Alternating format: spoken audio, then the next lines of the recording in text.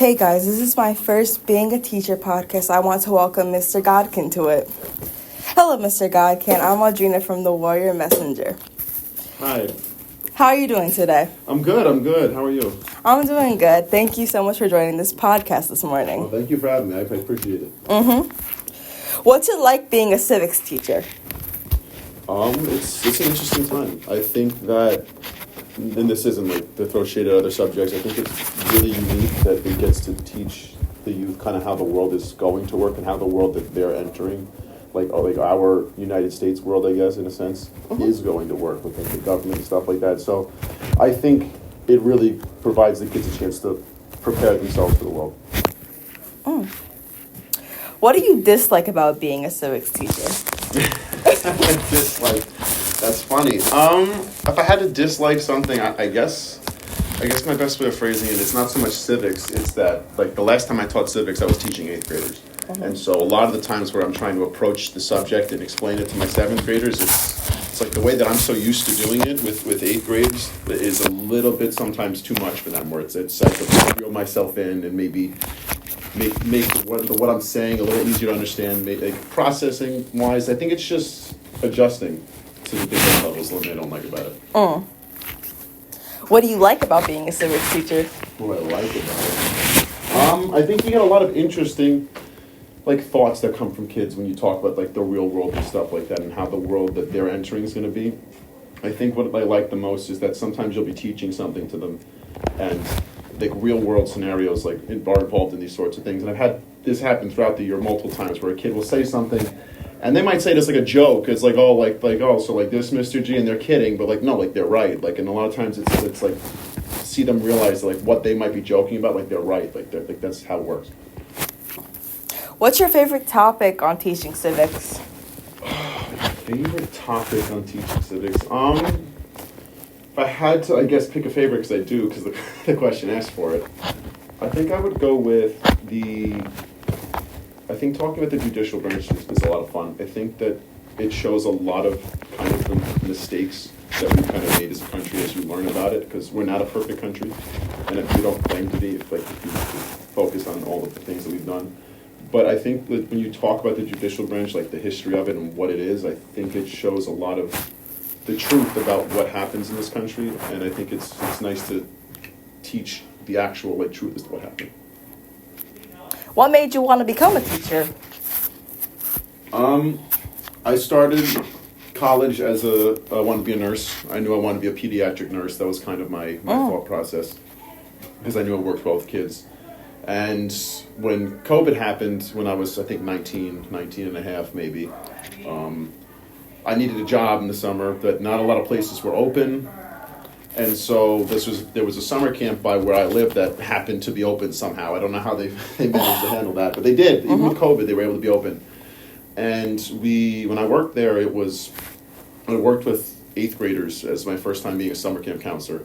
And they were very, very, they told me when I got there, they're like, this is a tough group, so if you need us, to switch, you let us know. But, I was very confident, and I had a lot of fun with those kids, and I think that working with them and seeing them grow throughout the summer, I think that showed me, what it could be like to work with students and watch them grow. So, my time as a camp counselor. Interesting.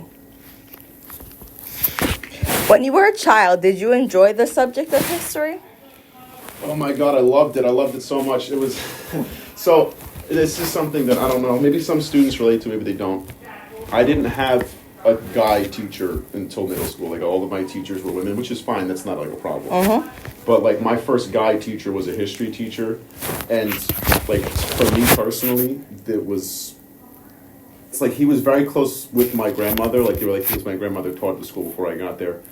And so he was this older gentleman, and he told it like it was a story. He made it all so interesting, and it kind of felt like a grandpa talking to me and telling me stories more so than actually sitting there and learning history. So I from that moment, from 7th grade, that's what it was. So from that moment on, I loved the subject. So it wasn't just because you were good at it, you just thought it was interesting and you actually enjoyed it. Yeah, no, it made it feel personal. It really felt it sounds weird, but it felt like a grandparent sitting there talking to me. It was it wasn't school, it just felt like story time with a grandpa. What's your favorite brain rot phrase? My favorite brain rot.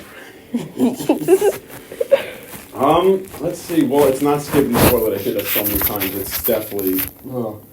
If I had to pick one, my phrase is a weird one. I know that I like the Costco guys. I think that they're awesome. That's why I put that on my Jeopardy with the Costco Chicken Bake King.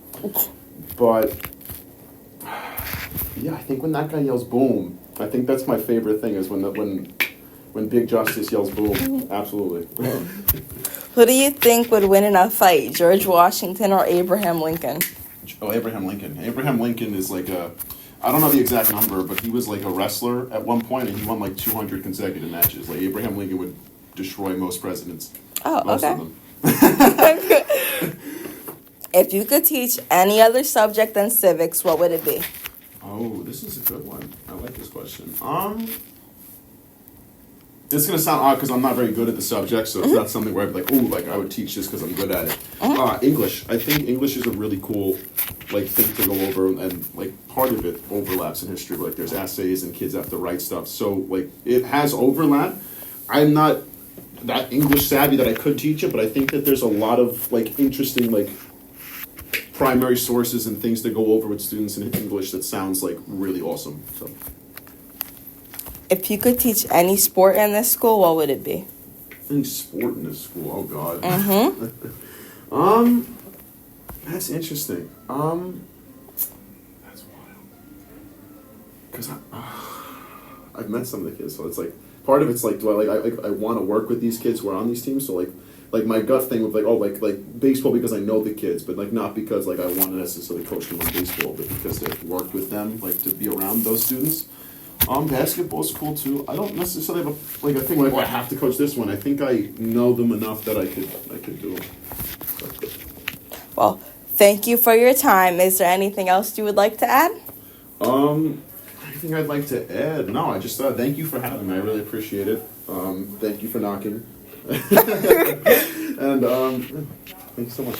Of course.